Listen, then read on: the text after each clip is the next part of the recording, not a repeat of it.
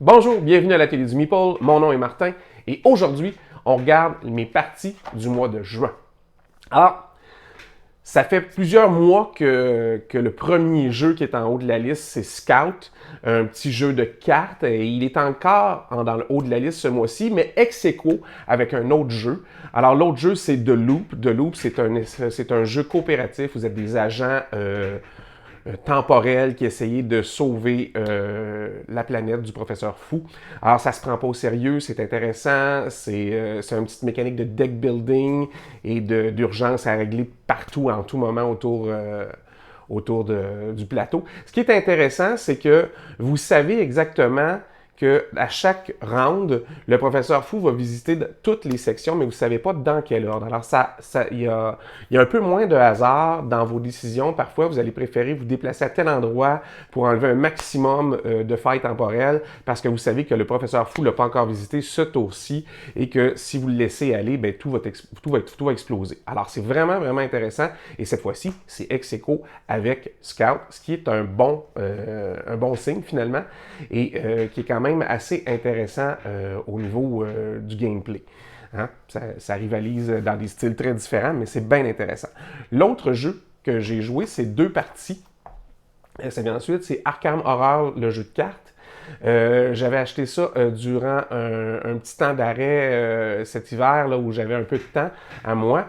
Et j'avais joué des parties solo. Et cette fois-ci, j'ai commencé à jouer des parties en groupe. Alors, c'est super le fun. Ceux qui n'ont jamais joué à Arkham Horror, le jeu de cartes, je vous le conseille. Et je vous conseille beaucoup les astuces et les explications données par la gang de T2 Game. C'est vraiment ça va vous mettre en tête des différentes stratégies que vous devriez peut-être, disons, vous axer un peu plus dessus pour avoir une meilleure expérience, puis pour pas oublier certaines affaires qui sont importantes dans vos victoires comme dans vos défaites. Alors, la gang de T2 Game, un petit shout-out ici, c'est vraiment, vraiment, vraiment à consulter avant de commencer à jouer. Après ça, j'ai joué 2 parties de Distill. Encore une fois, Distill, c'est un gros jeu mais où il y a un aspect push your luck et qu'il faut vraiment apprendre à mitiger la chance puis pour arriver à ses fins. Alors, c'est super intéressant. C'est un jeu qui passe facilement sur à peu près toutes les tables. Les gens aiment ça, en redemandent. Alors, moi, je suis toujours heureux de ressortir le jeu Distill. Tout de suite après, c'est le jeu Hamlet. C'est un nouveau jeu de construction. C'est un jeu, vous devez construire la cathédrale dans un village pour que votre petit hameau passe de hameau à vraie ville, parce qu'à l'époque, c'était pas une vraie ville si tu n'avais pas une église, si tu veux, dans le village. Ce qui est intéressant, c'est que les ressources produites sont accessibles par tout le monde au village.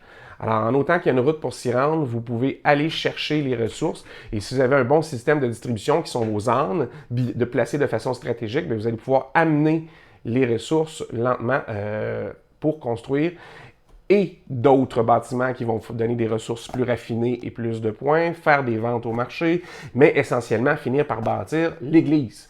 Alors vraiment, c'est un jeu le fun, c'est un jeu facile à installer, il n'est pas si complexe que ça. C'est plus la mécanique de transport des marchandises qu'il faut bien lire pour s'assurer de comment ça fonctionne et de ne pas oublier de rajouter les tuiles dans le sac parce qu'on va piger les tuiles au hasard. Et vous allez voir, ce jeu-là, les tuiles sont magnifiques, mais elles sont surtout de toutes sortes de formes différentes. Alors, vous n'allez pas construire votre village comme vous construisez dans d'autres jeux où les tuiles sont peut-être toutes carrées ou toutes hexagonales. C'est vraiment, les tuiles sont vraiment pas pareilles et ça va vous faire des chemins d'accès très différents. C'est vraiment tenir compte, bien intéressant. Hamlet de Village Building Game. J'ai participé aussi pendant le mois de juin au Meeple Olympiade. Alors, un gros merci au professeur Board Game, encore une fois. C'est un bel événement, c'était bien le fun, lui et toute sa gang. On a beaucoup aimé. Et j'ai joué à des jeux qui m'ont vraiment sorti de ma table habituelle, moins euro. Alors, j'ai fait 2 parties de Maximum Apocalypse en juin. C'était bien intéressant, ce jeu-là. C'est coop, j'étais conducteur de van et ça l'a rendu le jeu un peu plus intéressant. C'est que j'avais un objectif plus précis, c'est-à-dire je devais contrôler puis amener la van pour aller récupérer tout le monde. Alors j'ai pas haï ça, j'ai moins de coop, hein, j'ai 5-6 coop seulement dans toute ma collection de jeux. Mais ces temps-ci, je m'y mets plus hein, avec Arkham, le jeu de game, le jeu de cartes, Arkham Horreur, le jeu de cartes, avec The Loop et ça aussi. Fait que c'était franchement les objectifs à atteindre. Et le jeu est magnifique. Le jeu est tout simplement magnifique. Si vous avez les plateaux en néoprène, comme mon ami Marie a, c'est superbe. Les illustrations sur les cartes sont excellentes. Fait que c'est un jeu assez différent, je dirais, mais avec des trucs très communs. Là. C'est-à-dire que c'est une espèce de dungeon crawler où on va révéler ce qu'il y a sur les tuiles en y passant. Alors, tu sais, c'est pas une grosse surprise à ce niveau-là, mais il y a certaines mécaniques de jeu qui sont bien intéressantes, puis j'ai aimé ça finalement. J'ai aimé ça. Et comme dernier jeu à noter, c'est Village, la nouvelle big box du jeu Village. En français, c'est Descendance. Il y a toutes les extensions là-dedans, dans cette nouvelle boîte-là. J'ai adoré ce jeu. C'est un des 2-3 premiers jeux auxquels j'ai joué à l'époque quand on m'a initié aux jeux de société. En 2019, je suis plus sûr, je pense que oui. Puis en janvier 2019, puis c'est vraiment un jeu où il y a beaucoup à faire, il faut penser de façon très stratégique. Et là, ils ont redesigné le jeu visuellement surtout, pour que les pistes, elles mettons dans le même sens et pas de façon opposée, que ce soit plus facile à suivre. Moi, je trouvais pas que l'ancien jeu était si compliqué que ça à suivre, mais je suis très content d'y rejouer. Et je trouve que y en a qui préfèrent l'ancienne version au niveau graphique ou la nouvelle. Pour moi, c'est tout pareil. Les dessins sont jolis sans être remarquables. Alors, une version ou l'autre, ça fait très bien la job, mais celle-ci, même si la boîte est un peu plus grosse, on peut tellement mettre il y a toutes les extensions dessus. C'est très fun. Alors ça, c'était les jeux que j'ai joués plus d'une fois dans le mois. Mais j'ai joué à beaucoup d'autres jeux au mois de juin. J'ai joué à Zapotec, j'ai joué à Legacy of You. Je suis en train de faire une campagne de Legacy of You que j'ai pas terminée, fait que je ne vais pas vous en parler trop tout de suite. Un excellent solo de Shem Phillips.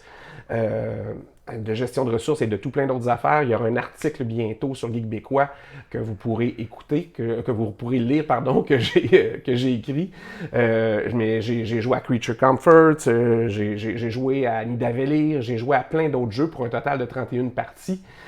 Mais ceux que je viens de vous présenter, ben, c'est quand même ceux que j'ai joué plus d'une fois. Alors, c'est quand même intéressant de voir ce qui top en haut à plus d'une partie par mois en général.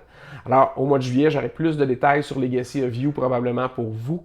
Et j'espère que vous allez, vous autres aussi, essayer plein de jeux. Dites-moi lesquels en commentaire. Ça me fait toujours plaisir de savoir à quoi vous avez joué. Alors, en attendant, on se voit la prochaine fois. Amusez-vous.